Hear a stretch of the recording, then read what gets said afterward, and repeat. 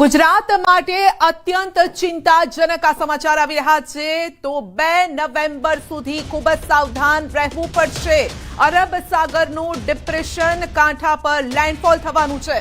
1 નવેમ્બરે ભાવનગર સુરત વચ્ચે લેન્ડફોલ થઈ શકે છે। કાંઠા પર ડિપ્રેશન તરીકે લેન્ડફોલ થઈ શકે છે અને હાલ ડિપ્રેશન ગુજરાત તરફ આગળ વધી રહ્યું છે। હાલ વેરાવળથી 323 કિલોમીટર દૂર છે આ ડિપ્રેશન। તો ડિપ્રેશન ઉત્તર પૂર્વ તરફ આગળ વધી રહ્યું છે અને કાંઠા પર ફૂંકાઈ શકે છે।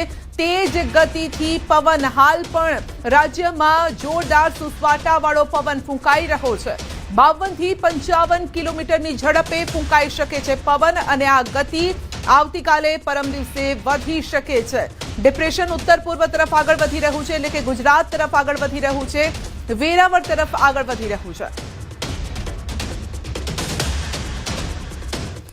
તો આખરે આ ડિપ્રેશન ક્યાં છે, કઈ જગ્યાએ છે, આપને મેપના માધ્યમથી જ અમે સમજાવવાનો પ્રયત્ન કરીશું। આ એક ઇમેજ આપ જોઈ રહ્યા છો અને આ છે ભારતનો દરિયાકાંઠો અને તેમાં આપ જોઈ શકો છો સુરત। આ જે ગ્રીન આખો જે પટ્ટો આપને જોવા મળી રહ્યો છે તેની જો વાત કરીએ તો ડિપ્રેશન કઈ રીતે આગળ વધ્યું છે એટલે 20 તારીખથી ધીરે ધીરે આગળ વધ્યું હતું અને ત્યારબાદ તેણે એક ચક્રાવો લીધો અને પછી હવે જે છે ખૂંખાર બની ગયું છે આ ડિપ્રેશન। અને ક્યાં ટકરાશે તો આપ જોઈ શકો છો જે ખૂણો સુરત અને ભાવનગર વચ્ચેનો જે ખૂણો જોવા મળી રહ્યો છે ત્યાં આ ડિપ્રેશન આ જોઈ શકો છો। અહીંયા સુરત અને ભાવનગરની વચ્ચે આ ટકરાવાનું છે। હાલ પણ તેની ગતિ જે છે ગુજરાત તરફની છે એટલે ધીરે ધીરે તે આગળ વધી રહ્યું છે અને જેમ જેમ નજીક આવી રહ્યું છે તેમ તેમ અત્યારે પવન પણ જોરદાર ફૂંકાઈ રહ્યો છે। ભલે તે દરિયામાં છે પરંતુ રાજ્યના કેટલા એવા વિસ્તારો છે કે જ્યાં સુસવાટા ભર્યા પવનો ફૂંકાઈ રહ્યા છે। અનેક જગ્યાએ ભારે વરસાદ પણ વરસી રહ્યો છે અને હજુ પણ વરસાદની તીવ્રતા વધવાની છે એટલે 1 તારીખે આપ જોઈ શકો છો ભાવનગર અને સુરતની વચ્ચે આ ડિપ્રેશન ટકરાવવાનું છે અને એટલું ખતરનાક છે। આ વાવાઝોડું નથી, ડિપ્રેશન છે, પરંતુ એની તીવ્રતા એવી છે કે રાજ્યના અનેક વિસ્તારોમાં તેણે અત્યાર સુધી ખાના ખરાબી કરી છે અને હજુ પણ તે શાંત નથી બેસવાનું।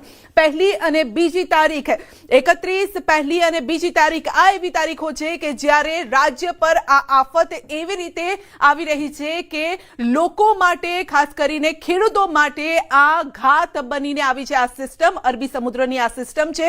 બીજી તરફ બંગાળની ખાડીમાં પણ વાવાઝોડું જે સર્જાયું હતું એટલે પવનની જે ગતિ હોય છે સામસામે ટકરાતા હોય છે અને જેના ભાગરૂપે પણ રાજ્યમાં આ આફત આવી ચડી છે। માટે જ કહીએ છીએ હજુ પણ ખેડૂતો સાવધાન રહેજો કારણ કે આ સિસ્ટમ મોટી ખાના ખરાબી કરી શકે છે અને જ્યારે ભાવનગર અને સુરતની વચ્ચે ટકરાશે ત્યારે વધુ ઘાતક પણ બની શકે છે। જેમ જેમ નજીક આવી રહી છે તેમ તેમ આ સિસ્ટમ તેની અસર બતાવી રહી છે। કઈ રીતે તો પવન પણ ફૂંકાઈ રહ્યો છે, ખાસ કરીને દરિયાકાંઠાના વિસ્તારો છે ત્યાં જોરદાર પવન ફૂંકાઈ રહ્યો છે। વરસાદ પણ ઝમાઝમ વરસી રહ્યો છે, એવો વરસાદ કે ખેતરની અંદર ઘૂંટણસમાં પાણી ભરાઈ જાય એવો વરસાદ, ચોમાસાને શરમાવે તેવો આ વરસાદ વરસી રહ્યો છે અને માટે જ ખેડૂતોની ચિંતા પણ આ વધી રહી છે।